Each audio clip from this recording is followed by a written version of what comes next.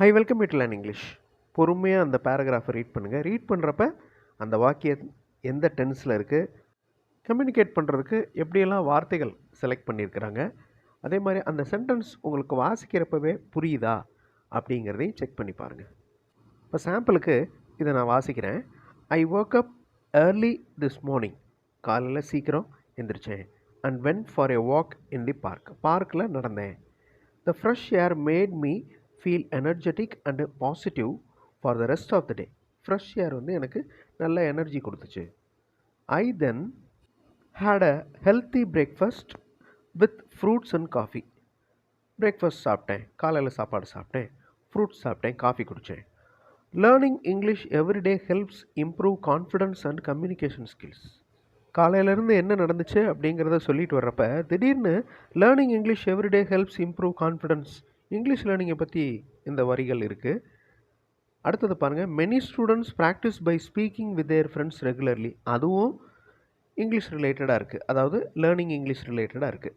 அடுத்தது மறுபடியும் I go to my college earlier always அப்படின்னு மறுபடியும் என்னை பற்றி சொல்கிற மாதிரி இருக்குது. ஸோ ஆட் சென்டென்சஸ் எது? இதுதான். So paragraph reading, it is very important to develop your spoken English skill. Reading skill நல்லா இருந்தால் தான் பேச்சு வரும். இப்போ நீங்கள் இந்த எக்ஸசைஸில் ஆட் சென்டென்சஸை கண்டுபிடிக்க போகிறீங்க. அப்போ என்ன செய்யணும்? வாசிக்கிறப்பவே அந்த பேராகிராஃப் எதை பற்றி இருக்குது, நம்ம எதை பற்றி வாசிக்கிட்டு இருக்கோம் அப்படிங்கிற அவேர்னஸோடு வாசிக்கணும்.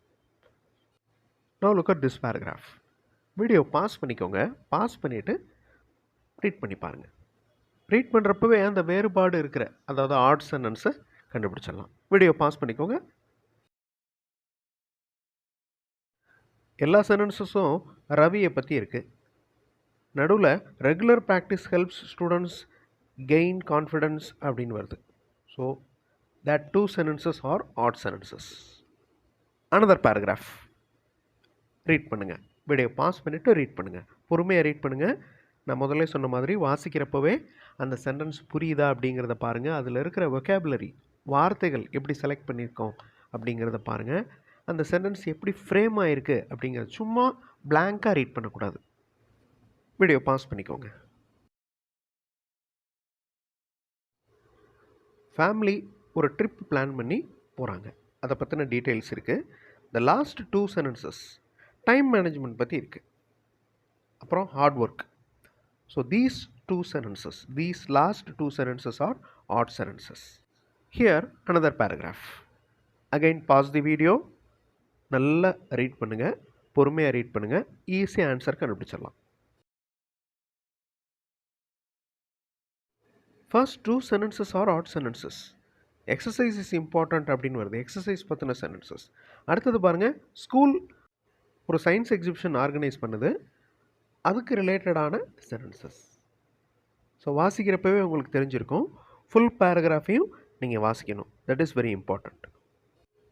உங்களுடைய ரீடிங் அண்ட் அண்டர்ஸ்டாண்டிங் ஸ்கில்லை இந்த எக்ஸசைஸ் நல்லா டெவலப் பண்ணும். ஸோ இருக்கிறது 10 or 15 லைன்ஸ் தான் இருக்கும். அந்த சென்டென்சஸை ஈஸியாக உங்களால் வாசிக்க முடியும். வாசிக்கிறப்பவே கரெக்டான ஆன்சரையும் கண்டுபிடிக்க முடியும். ஸோ வீடியோ பாஸ் பண்ணிவிட்டு பொறுமையாக ரீட் பண்ணுங்கள்.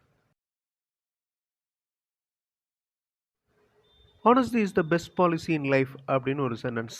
அதுக்கப்புறம் kindness makes the world a better place. இந்த ரெண்டு சென்டென்சஸும் ஆட் சென்டென்சஸ்.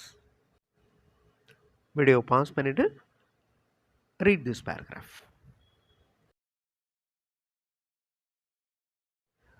இது கொஞ்சம் டிஃபிகல்ட்டான பேராகிராஃப். ஓகே, இந்த ரிசர்ச் டீம் என்னென்ன பண்ணுது அப்படிங்கிறத பற்றி கொடுத்துருக்குறேன். அதுக்கப்புறம் கிரிட்டிக்கல் திங்கிங், அந்த சென்டென்சஸ் தான் odd sentences. Read this paragraph and find the odd sentences. Video pause பண்ணிவிட்டு பொறுமையாக ரீட் பண்ணுங்கள். கமெண்ட்டில் ஆன்சர் பண்ணுங்கள். அது எந்த சென்டென்ஸ் அப்படின்னு கமெண்ட்டில் ஆன்சர் பண்ணுங்கள். அந்த சென்டென்ஸோடைய முதல் 3 வார்த்தைகள், ஃபஸ்ட்டு 3 வேர்ட்ஸை மட்டும் டைப் பண்ணி அனுப்புனா போதும். இந்த ஆட் சென்டென்சஸோட ஃபஸ்ட்டு 3 வேர்ட்ஸை டைப் பண்ணுங்கள், போதும். ஓகே, கமெண்ட்டில் ஆன்சர் பண்ணுங்கள்.